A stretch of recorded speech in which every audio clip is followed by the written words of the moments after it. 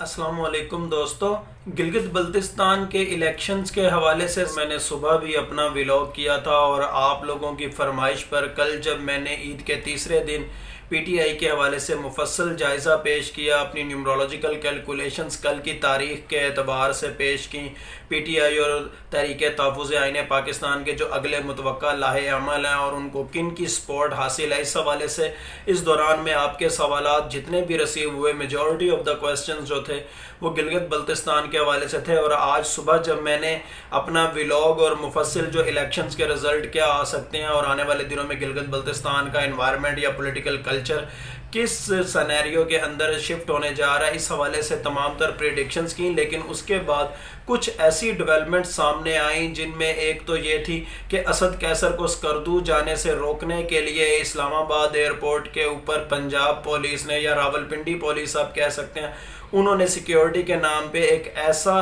Traffic بلاکٹ generate کیا کہ اس کے بعد کئی سو خاندان وہ وہاں پر سٹک ہو کے رہ گئے، بہت سے لوگوں کی فلائٹس مس ہو گئیں، اور یہاں تک کہ نون لیگ کے جو سینئر رہنما ہے خواجہ سعد رفیق، ان کی بھی اسکردو کی فلائٹ مس ہو گئی، اور وہ بھی بہت زیادہ اگریشن کا اظہار کرتے ہوئے نظر آئے، اور وہ بھی اپنی پارٹی کے جو سپانسرز ہیں ان کے اوپر برس پڑے اور کہنے لگے کہ میں تو سیاسی کمپین کے لیے جا رہا تھا، نون لیگ کی کمپین کے لیے اسکردو جا رہا تھا، لیکن کچھ لوگوں نے سیکیورٹی کے نام پر مجھے روک لیا۔ اس کے ساتھ ساتھ اسد قیصر نے بھی پریس کانفرنس کی، اور اسد قیصر کا کہنا بھی یہی تھا کہ میں عمران خان کے منشور کو اسکردو لے کے جانا چاہ رہا تھا، لیکن ایک پارٹی سے ضد کی آڑ میں، ایک پارٹی سے انا کی آڑ میں، یا ایک شخص سے انا کی آڑ میں، یا ایک شخص کے نام لیواؤں سے انا کی آڑ کے اندر پورے پاکستان کو اذیت کا سامنا کرنا پڑا۔ تمام تر خاندان جو بھی بائی ایئر ٹریولنگ کرنا چاہ رہے تھے یا اسلام آباد ایئرپورٹ کی جانب جن کا رخ تھا، ان کو اذیت سے دوچار کر دیا گیا، اور کئی لوگوں کے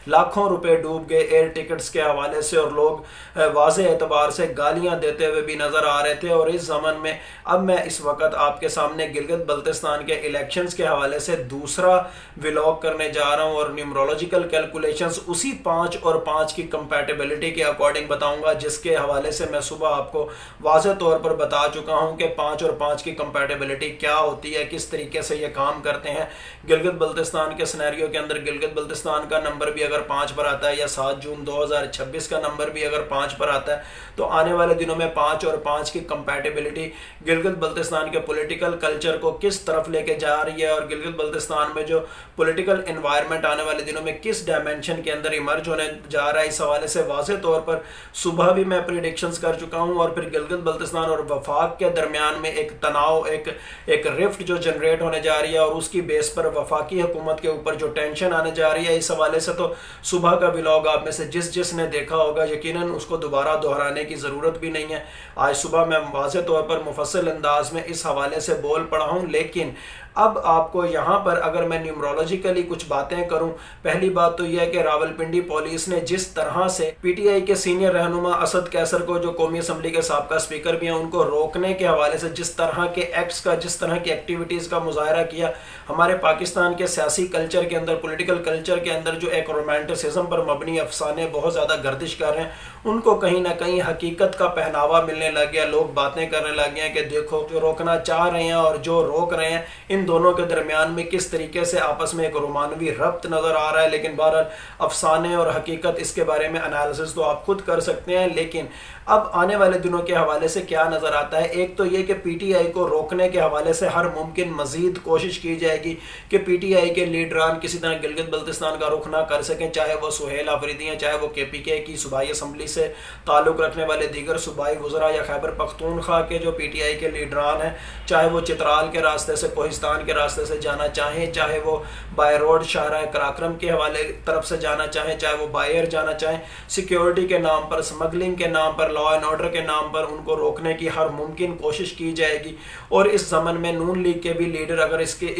ان تمام تر ایکٹیویٹیز کے بھینٹ چڑھتے ہیں تو ان کی بھی پرواہ نہیں کی جائے گی۔ اور اس تمام تر سینیریو کے اندر نون لیگ کے جو نون لیگ سے تعلق رکھنے والے جو ریشنل لیڈران ہیں، چاہے وہ خواجہ آصف یا چاہے وہ خواجہ سعد رفیق، جن کے حوالے سے میں 2023 سے جب سے کلچرل ریولوشن کے حوالے سے میں پریڈکشنز کر رہا ہوں کہ پاکستان کے ذائچے میں ایک کلچرل ریولوشن نظر آتا ہے جو ایران اور چائنا کے کلچرل ریولوشن سے بڑھ کر ہوگا، اس میں میں آپ کو ہمیشہ بتاتا ہوں کہ اگر نون لیگ کے کچھ لیڈران جو کلچرل ریولوشن سے بچ گئے ان کے اندر خواجہ آصف یا خواجہ سعد رفیق نظر نہیں آتے، اور اس حوالے سے آپ کو آہستہ آہستہ واضح طور پر حالات و واقعات اس ڈائمینشن میں جاتے ہوئے نظر آ رہے ہیں۔ خواجہ آصف کبھی کبھی فلسطین کے حوالے سے جو بیانات دے دیتے ہیں یا اسرائیل کے خلاف جو بیانات دے دیتے ہیں، وہاں سے بھی ان کی آئیڈیالوجی کا آپ انالیسس کر سکتے ہیں، اور خواجہ سعد رفیق بھی جس طرح ریشنل وے کے اندر، ایک پریگمیٹک وے کے اندر آج اپنی بھڑاس نکالتے ہوئے نظر آئے، اگریسو موڈ کے اندر نظر آئے، اس سے بھی واضح طور پر نظر آتا ہے کہ آنے والے دنوں کے اندر جہاں پی ٹی آئی کے جو محب وطن ووٹران ہیں یا جو پی ٹی آئی کے پریگمیٹک ووٹران ہیں یا لیڈران ہیں، جس طرح وہ اپنے اگریشن کا اظہار کرتے ہوئے نظر آئیں گے، نون لیگ کے بھی جو ریشنل لیڈران ہیں وہ بھی آنے والے دنوں کے اندر اس انا پرستی کے خلاف، اس سیاسی رومانویت کے خلاف اپنی بھڑاس نکالتے ہوئے نظر آئیں گے، اور اس تعصب کی آڑ کے اندر آپ کو آنے والے دنوں کے اندر مزید سیاسی ہیجان بھی نظر آئے گا۔ شارع کراکرم یا دیگر روڈ جو گلگت بلتستان کی طرف جا رہے ہیں شاید وہ بھی سٹک ہوتے ہوئے نظر آئیں۔ ایئرپورٹس کے اوپر جہاں جہاں سے اسکردو کی فلائٹس ہیں، چاہے وہ لاہور، چاہے وہ کراچی، چاہے وہ اسلام آباد، جہاں جہاں سے جس وقت میں اسکردو کی جانب فلائٹس جاتی ہوئی نظر آ رہی ہوں گی، آپ کو ان اوقات کے اندر آپ کو ایئرپورٹس کے حوالے سے راستے بلاک ہوتے ہوئے نظر آئیں گے، خاص طور پر اسلام آباد ایئرپورٹ کے حوالے سے آپ میں سے اگر کوئی ٹریول کرنا چاہ رہا ہے تو آنے والے دنوں میں اس کو کانشیس رہنا چاہیے۔ اگلے 7 سے 10 دنوں کے دوران آپ کو ہنگامی اقدامات کے نام پر مزید راستے بند ہوتے ہوئے نظر آئیں گے، مزید سیکیورٹی یا سمگلنگ کے نام پر لوگوں کو اذیت کا شکار ہوتا ہوا آپ دیکھیں گے، عام عوام کو بھی اذیت کا شکار ہوتا ہوا آپ دیکھیں گے، لیکن در پردہ کہیں نہ کہیں ایک ہی فیکٹر ہوگا کہ کسی طرح پی ٹی آئی کے لیڈران کو یا عمران خان کے منشور کو گلگت بلتستان پہنچنے سے روکنا ہے، اور اس حوالے سے جو کچھ بھی ہو سکے وہ کرنا ہے۔ لیکن بات صرف یہاں تک ہی محدود نہیں، اس کے بعد ہوگا کیا؟ گلگت بلتستان کے جو ووٹر ہیں ان کے دلوں میں عمران خان کے حوالے سے ہمدردی بڑھے گی، اور میں یہاں پر آپ کو واضح طور پر بتا دوں، ہمیشہ کی طرح بتا دوں کہ پی ٹی آئی کا ووٹ در حقیقت عمران خان کا ووٹ ہے۔ ظاہری اعتبار سے آپ کو جو پی ٹی آئی کے لیڈران نظر آ رہے ہیں، آپ کو یہ کم از کم آنے والے دنوں کے اندر بڑی حد تک بلکہ 99.99% تک ریپلیس ہوتے ہوئے نظر آئیں گے۔ اصل ووٹ عمران خان کا ہے، اصل ووٹ عمران خان کے نام کو پڑے گا، اور اسی ضمن میں آپ گلگت بلتستان کے 7 جون 2026 کے جو الیکشن ہے جو کہ 5 کے نمبر پر آ رہے ہیں، اس ضمن میں آپ انقلابی ٹرن آؤٹ دیکھیں گے۔ لوگ آپ کو ہر قسم کی رکاوٹیں توڑ کر، ہر قسم کی بندش توڑ کر باہر نکلتے ہوئے دکھائی دیں گے، اور ٹرن آؤٹ کہیں زیادہ ہوگا، بلکہ آپ یہ کہہ سکتے ہیں کہ 8 فروری 2024 کا جو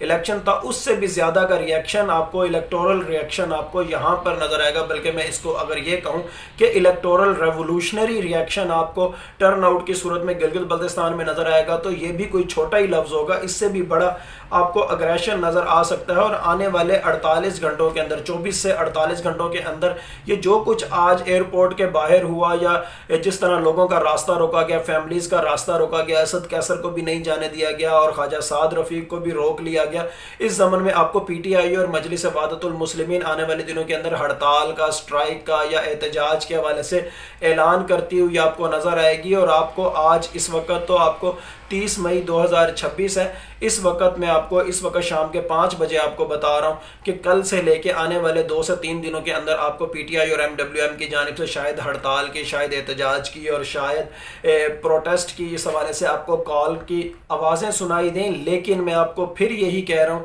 کہ گلگت بلتستان کے یہ جو الیکشن ہونے جا رہے ہیں، یہ وفاق اور گلگت بلتستان کے درمیان ایک تناؤ کو جنریٹ کریں گے، اور گلگت بلتستان کے عوام اپنے جو مینڈیٹ ہے اس کی حفاظت کرنا جانتے ہیں، 5 اور 5 کے نمبر کے بقدر، جس کی کمپیٹیبلٹی میں صبح بھی اپنے ویلاگ میں بیان کر چکا ہوں، اس کے بقدر ریولوشنری ایک ضد آپ کو نظر آئے گی، اور اپنے مینڈیٹ کی حفاظت کے لیے گلگت بلتستان کے جو عوام ہیں وہ آپ کو کچھ اس انداز سے نکلتے ہوئے نظر آئیں گے کہ پھر وفاقی حکومت کو ان کو سنبھالنا بہت زیادہ مشکل ہو جائے گا، اور وفاق کے حوالے سے بہت زیادہ پرابلمز جنریٹ ہوں گے، اور پھر آنے والے دنوں کے اندر اس ٹرن آؤٹ کے بعد، اس ریولوشنری الیکٹورل ٹرن آؤٹ کے بعد آپ کو جہاں ایک طرف گلگت بلتستان اور خیبر پختونخوا کے حوالے سے سخت فیصلے وفاق کی جانب سے ہوتے ہوئے دکھائی دیں گے، دوسری جانب ان دونوں ڈائمینشن سے ہی آپ کو الیکٹورل اگریشن بھی آپ کو بہت زیادہ نظر آئے گا۔ الیکٹورل وے کو ڈیفینڈ کرنے کے لیے بہت زیادہ اگریشن یا بہت زیادہ رفٹ یا بہت زیادہ ٹسل آپ کو نظر آئے گی، جو آنے والے دنوں کے اندر کہیں نہ کہیں